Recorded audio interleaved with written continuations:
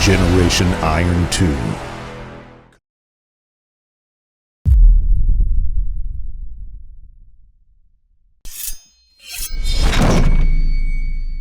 Today I want to discuss one of the most overlooked aspects of bodybuilding training and health in general. And what I'm talking about here is sleep. There's an old axiom in bodybuilding. It's been written for years. Basically, it says that you don't grow or you don't actually build muscle while you're working out. You build the muscle when you're resting, and that is absolutely true. That is a scientific fact. When you work out, you're basically breaking down muscle fibers, and when you rest, the muscle fibers get repaired through nutrition and rest and a couple of other procedures. One of the most important aspects of rest is sleep. But despite this, online and in the gyms, I always hear guys talking about, bragging about how they only get about 5 hours sleep and they feel great. These people are fooling themselves. The human body is basically kind of programmed to require a certain amount of minimal sleep. And yes, this amount of sleep does vary among individuals. In other words, some people can indeed get by with less sleep, but generally speaking, most people need at least 7 hours of sleep. You might have heard of the great scientist, physicist, Albert Einstein. Albert Einstein once said that if he gets less than 10 hours of sleep, he couldn't function. His brain literally wouldn't work. That's what Albert Einstein said. Chip, that's my dog. That's what Albert Einstein said. Now, consider how much of your life you spend in sleep. If you sleep 8 hours a night, that means you've slept 229,661 hours, or a third of your life in sleep.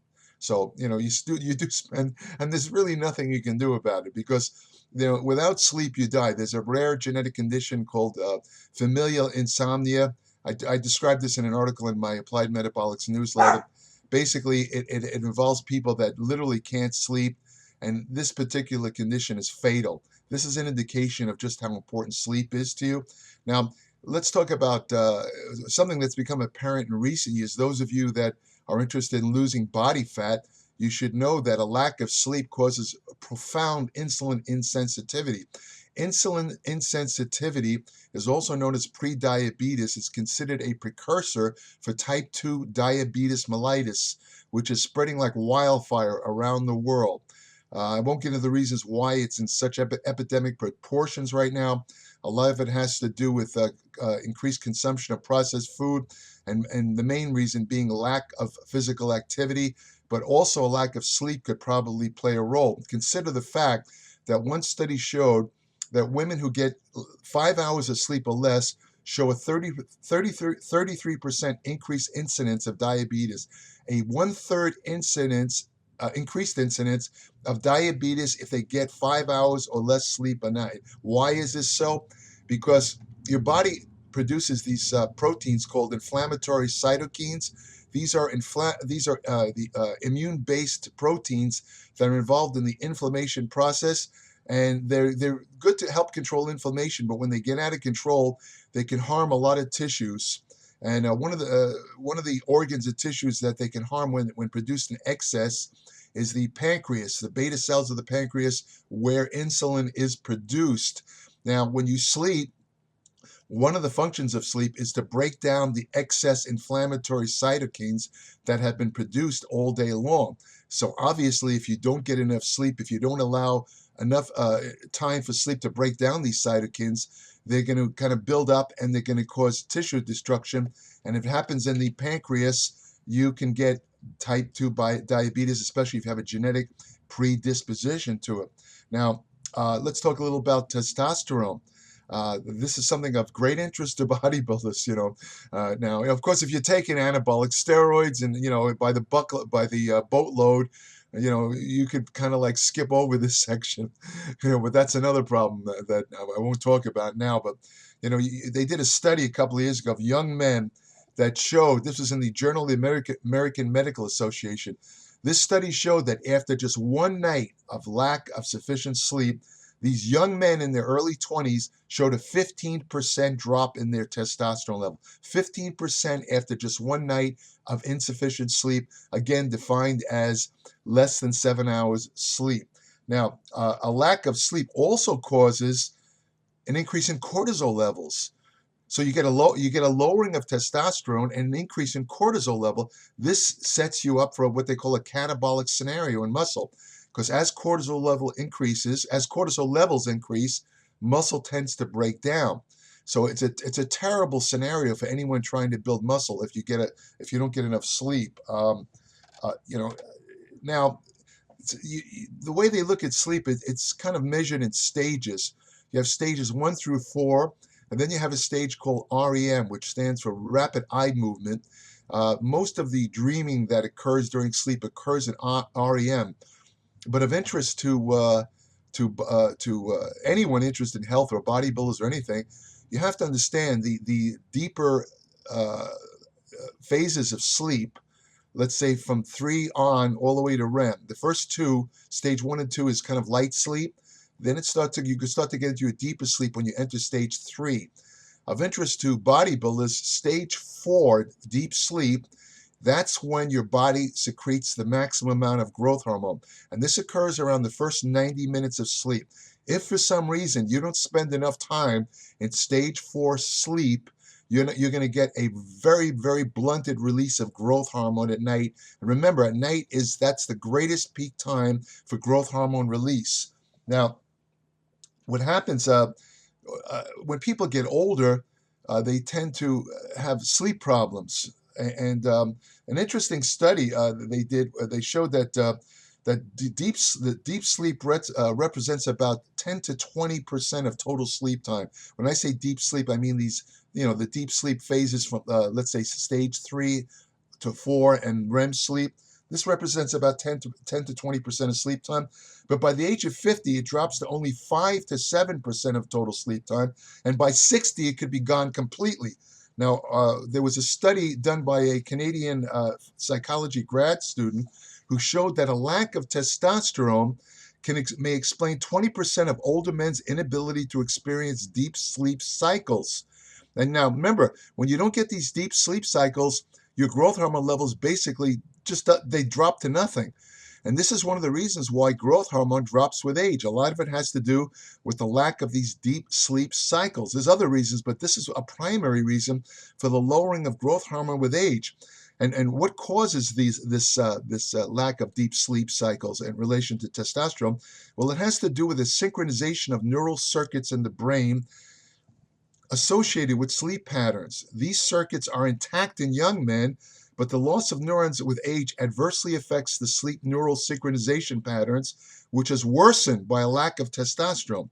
So if this theory is correct, supplying testosterone therapy to men deficient in the hormone should induce a significant increase in mental and physical function, since it's the deep sleep stages of sleep that provide all the restorative benefits associated with sleep. This may also partially explain other findings that show increased mortality in men who lack testosterone.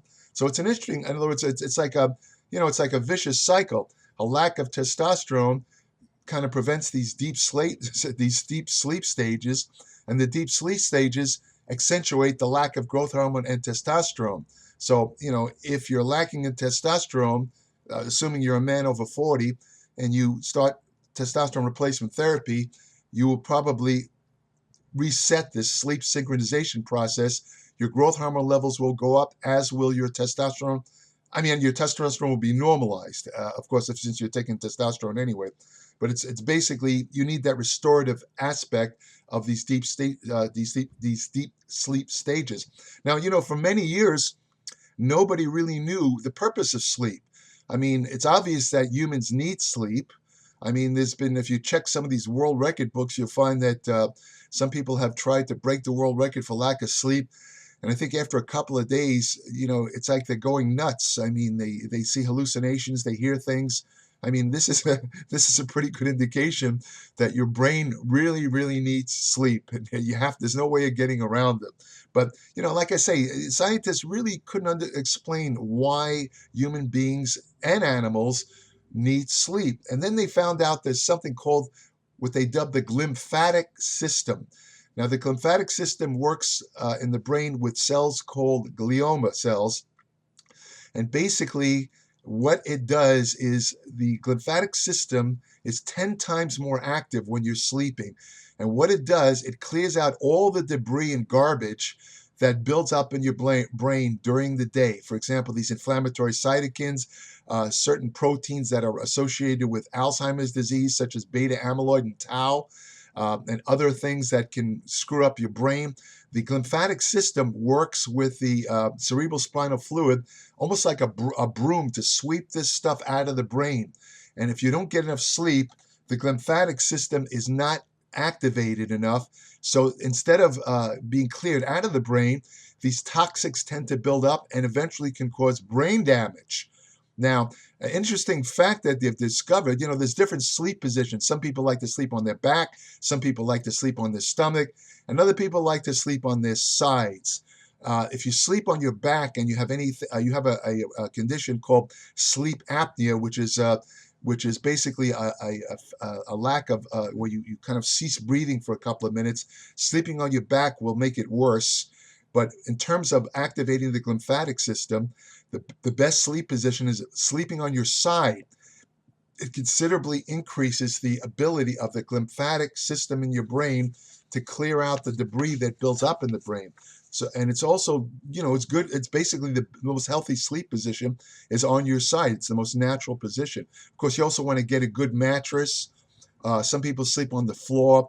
That could be a little tough on the back, but you want to have a lot of support for your lower back. Also, sleeping on the stomach, you tend to keep your head turned. You're putting stress on your neck all night, and you could wake up with a pretty whopping headache. I've had this happen to me several times when I've slept on my stomach. And as I said before, you want to make sure you get those deep sleep stages because of that growth hormone effect. And by the way, one thing you don't want to do is, and I've been guilty of this myself, is look at a bright screen, whether it's on a computer or whether it's on a cell phone or whether it's TV. You don't want to look at a bright light at night, because when you look at bright light, it institutes processes in the brain that prevent the onset of sleep. Basically, to put it simply, staring at bright light during the night at night gives you insomnia, really bad insomnia. It's called the blue light effect. I'm going to mention a program that you could download for free. You could put on your cell phone. You could put on your computer. What it will do, it'll adjust your computer light at night so you're not getting any blue light, so it won't adversely affect your sleep. Now, let's talk a little about, I mentioned about how sleep affects the onset of diabetes by causing a profound insulin insensitivity. But sleep, believe it or not, a lack of sleep can actually make you fat. Now you say to yourself, wait a minute, hold on a second. If I'm not eating anything and I'm not taking any calories, how could a lack of sleep make me fat? Well, let me explain.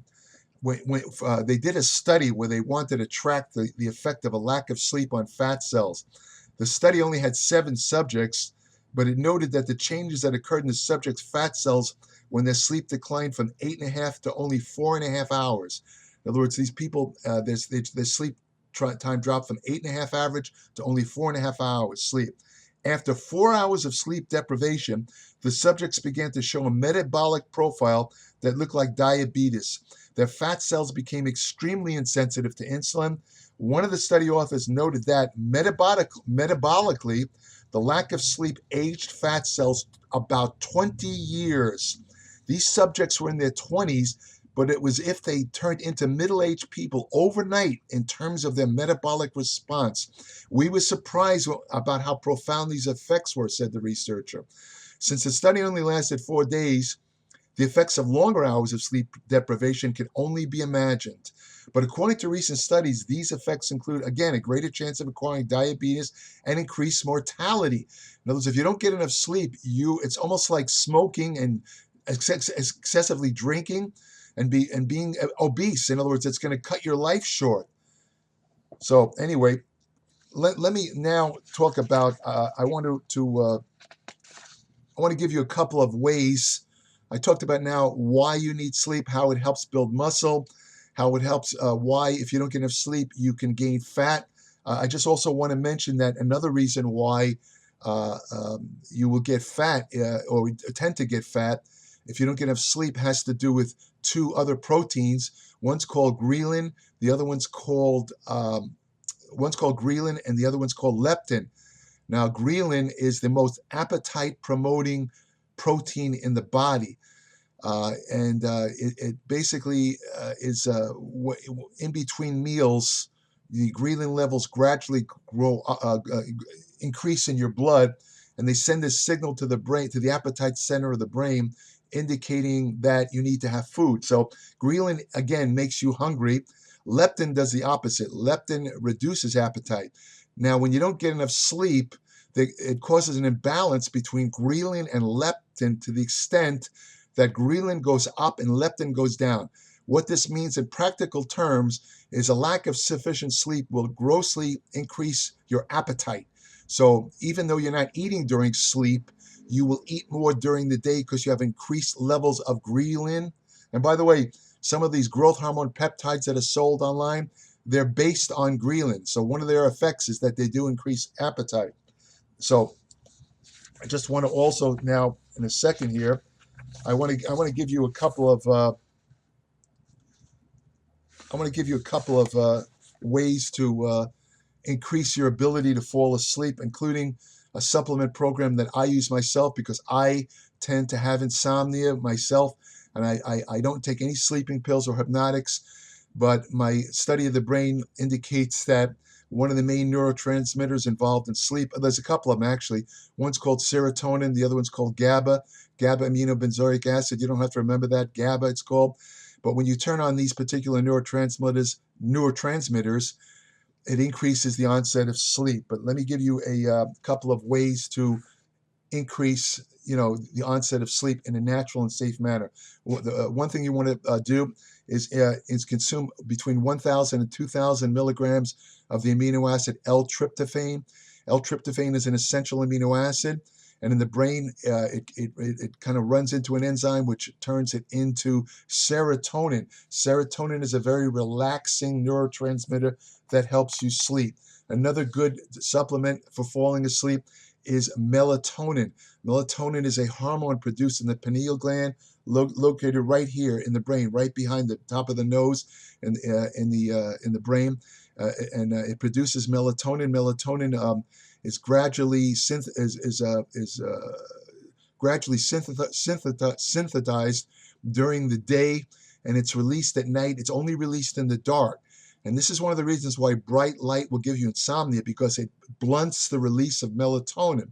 But if you have insomnia already, you want to consume about 3 milligrams of a time-release form of melatonin about an hour or two before you go to sleep.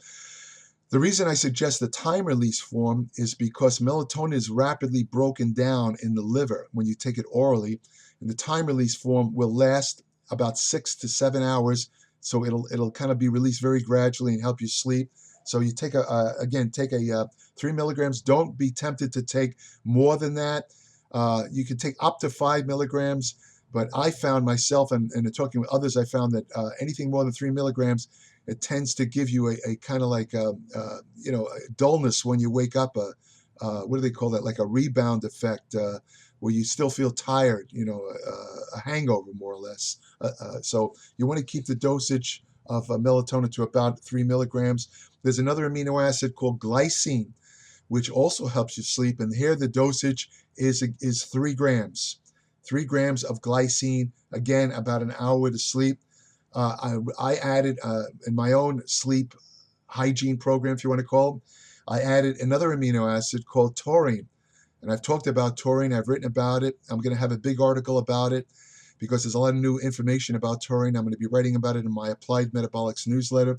But for purposes of sleep, taurine directly interacts with those GABA receptors. Now, the GABA receptors in the brain are the same receptors that interact with sleeping pills. Pharmaceutical sleeping pills work by interacting with GABA, but you can do it naturally. For example, taurine This amino acid interacts with GABA. The dosage to use is about 3 grams of taurine, again, about an hour or so before sleeping. Another thing that helps you, an hour before sleep, I should say. Another thing that will help you sleep is to consume a high glycemic index or rapidly absorbed carbohydrate about 4 hours before sleep. Now, what does the high glycemic or rapidly absorbed carb do? That stimulates the entry of tryptophan into the brain, which will be converted into serotonin, which will help you sleep. That's how the high glycemic index carbs work. You don't want to drink a lot of alcohol. Some people like to have a glass of wine to relax them. If you have a little glass, so let's say a 4-ounce glass of red wine, I don't think it's going to cause a problem. But you don't want to have like a lot of beer or booze or that kind of stuff. That's going to cause insomnia. Forget it. Common sense. Don't drink a lot of coffee or caffeine before you go to sleep. Caffeine is a stimulant. You don't have to be a scientist to know most people drink coffee because it stimulates the brain. It's great at doing that. It's great to have coffee in the morning when you wake up, but you don't want to have it before you go to sleep, especially if you tend to have insomnia. Just common sense. Keep the caffeine at least 6 hours away before you go to sleep, and that includes caffeine and supplements, let's say using a pre-workout formula, caffeine tablets. If you take them, make sure you take them 6 hours or more before you want to go to sleep. And go easy on the fluid intake before sleep. If you drink a lot of fluid, you're going to have to get up and piss all night, and that's not conducive to restful sleep. And it can actually interfere with those important restorative stages of sleep that I mentioned, where most of the benefits of sleep occur. So you don't want to drink a lot of fluid, and all that. You want to keep this. You want to keep your skin warm in cold environments by using blankets, or warm water, or warm baths, or take a shower before you go to sleep. You want to also, if you cannot fall asleep within 15 minutes. Get out of bed, do something else such as read, but avoid bright light. Don't watch TV or anything like that where you're exposed to bright light. You want to avoid, another thing you want to do, avoid excessive napping, which will interfere with the nighttime sleep onset. However, a 30-minute nap can partially make up for a lack of sufficient sleep. If for some reason you've only had, let's say, 5 hours sleep, it's okay to take a 30-minute nap. It will actually help, with that, some of the restorative effects of sleep. But you don't want to do it for more than 30 minutes. You don't want to take 1 and 2 hour naps, because that's going to definitely interfere with your nighttime sleep. If you don't get enough sleep one night, try to make up for it the next night by sleeping a little longer, but never more than 10 hours. Now, I said earlier that, the average amount of required sleep for most people is 7 hours. The maximum is 10 hours. What happens if you get more than 10 hours? The health effects of sleep reverse themselves. In other words, you actually have increased mortality. With each hour of sleep you sleep past 10 hours, you're actually harming yourself. In other words, you're increasing the chances of mortality. So you never want to sleep more than 10 hours. You try to keep the room where you sleep, again, common sense. In the room where you sleep, you want to try to keep it as dark as possible. You want to block out all light. Where I am, unfortunately, there's light tends to seep in. I wear one of those sleep masks. It covers my eyes. It makes a big difference. It helps helps me to sleep much sounder, because I'm very sensitive to light, and the light tends to keep me up and that type of thing. So remember, any light entering the room can interfere with sleep. And of course, you want to keep the room quiet. Some people require a little bit of noise to sleep, especially if they're near traffic areas. I have asthma, so I have what they call an air cleaning machine in my room, and I turn it on when I sleep. It gives off a little light noise, not enough to keep me awake, but enough to drown out all the street noises, and your kind of brain gets in tune with that, and it actually helps you sleep. This is called white noise. So some people like to sleep with the radio on, but the intermittent sounds that come out of radio, I can never do that. Or sleep with the TV on, I can never do that. Some people can do it, and that's it. So I mentioned earlier that I was going to talk about, there's a program that you can download for free, load it on your computer. It takes up very little resources from your computer, but at sundown, it can sense when the time. according to your computer, and it will dim the light coming out of your computer. So it kind of eliminates that blue light effect that causes insomnia that I mentioned earlier. You can get this program at it's called Just Get Flux, Flux, justgetflux.com. And it's a free program. I have nothing to do with it. Well, they're not selling it, so I'm obviously not making any money off it. But I use it myself, and that's why I'm recommending it. By the way, if you want more information on nutrition, exercise science, supplements, hormonal therapy, anti-aging, fat loss research, ergogenic aids, and by the way, I did write an article on sleep that's much more extensive than what I discussed in this video. That's available in the Applied Metabolics online archive. It has a lot more interesting aspects of sleep that I can't cover in this video. Otherwise, the video would be even longer than it is now. Coming up in my Applied Metabolics newsletter, a lot of people have asked me about growth hormone promoting peptides that are sold online. I've discussed it briefly in a video, but now I'm going to write a complete article, an in-depth article. I'm going to tell you everything you need to know about growth hormone peptides. That's going to be in the June issue of Applied Metabolics. I'm also going to discuss the science behind carbohydrate craving. Why do we crave carbohydrates? What's going on in the body that makes us crave sugars, even on a strict diet? And I'm also going to talk about ways around this so you can kind of blunt carbohydrate cravings and make it easier to diet. I'm also going to have an article comparing the most popular protein foods. Which are the best ones for building muscle? All of this is coming up in my Applied Metabolics newsletter. There's nothing like it anywhere on the web. There's nothing like it in magazines, no websites, nothing. If you're not reading my Applied Metabolics newsletter, you're missing a lot. It's 40 to 50 pages every month, more like a monthly ebook. Again, www.appliedmetabolics.com. Subscribe today, or you'll be missing out on a tremendous amount of information, including my 54 years of empirical experience of training and studying. All these years, I'm putting it all into my newsletter. And if you want a great friend, go to a shelter, get a dog. They're the best. They're very good for your health. My dogs sleep in bed with me. They help me sleep, except when they bark when somebody walks by. What can you do? Anyway, take care.